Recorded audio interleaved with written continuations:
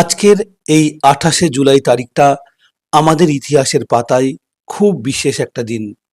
একদিকে এটা বাংলা সাহিত্য ও গণ আন্দোলনের এক ঐতিহাসিক মুহূর্ত, অন্যদিকে বিশ্বজুড়ে স্বাস্থ্য সচেতনতার এক অত্যন্ত গুরুত্বপূর্ণ দিন। আজকের এই একটি দিনেই আমরা স্মরণ করছি বাংলা সাহিত্যের সিংহী মহাশ্বেতা দেবীকে। আবার আজকেই বিশ্বজুড়ে পালিত হচ্ছে বিশ্ব হেপাটাইটিস দিবস। এই দুইয়ের পেছনে গল্প কি? চলুন ছোট্ট ভিডিওতে জেনে নেওয়া যাক। প্রথমেই আসি কলমকে লড়াই করে বা কলমকে হাতিয়ার বানানোই যিনি প্রখ্যাত সাহিত্যিক সেই মহাশ্বেতা দেবীর কথায়। ১৯২৬ সালে আজকের দিনেই জন্মেছিলেন এই কিংবদন্তি নারী সাহিত্যিক।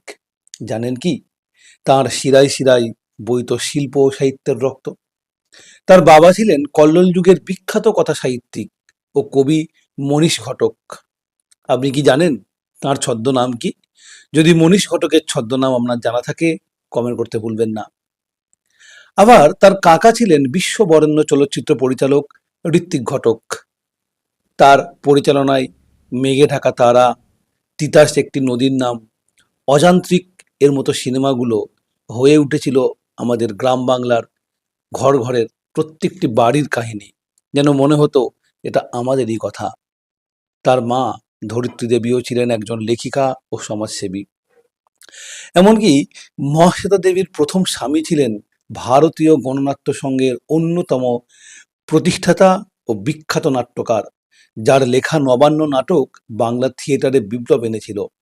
আপনি কি জানেন তার নাম কি? জানা থাকলে অবশ্যই কমেন্ট করুন।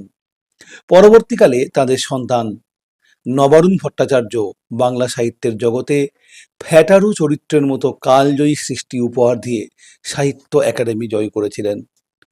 এমন এক সাংস্কৃতিক ও নক্ষত্রখচিত পরিবারে বেড়ে উঠলেও মহাশ্বেতা দেবী গড়ে তুলেছিলেন নিজের সম্পূর্ণ ভিন্ন এক সত্তা।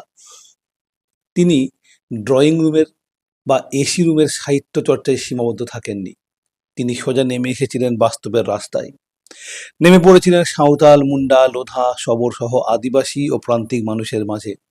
তাদের ওপর চলা শোষণ ও অত্যাচার ও বেঁচে থাকার লড়াইকে তিনি পরম মমতায় অথচ তীক্ষ্ণ ভাষায় তুলে ধরেছিলেন তার লেখার মাধ্যমে।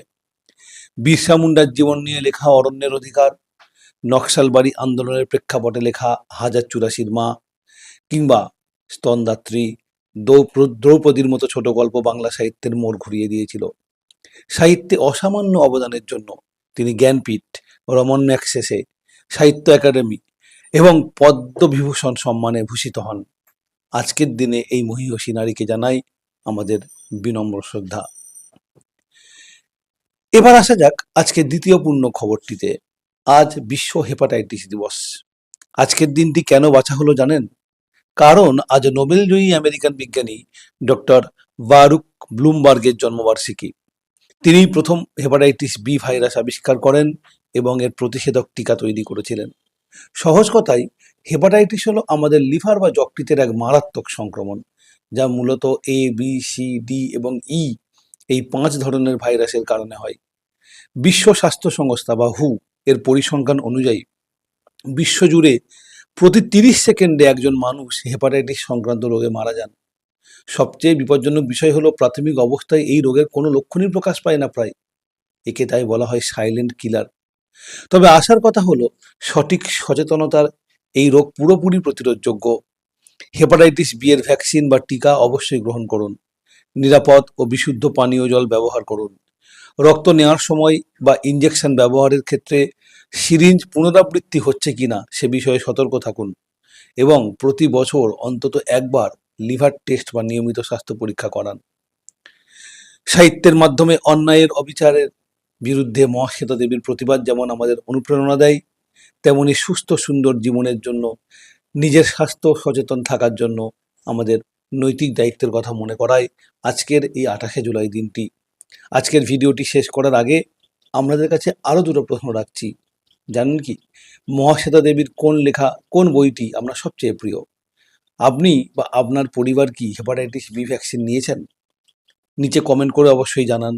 ভিডিওটি ভালো লাগলে শেয়ার করে আমাদের সঙ্গে থাকুন এবং অন্যকে জানার সুযোগ করে দিন। ধন্যবাদ।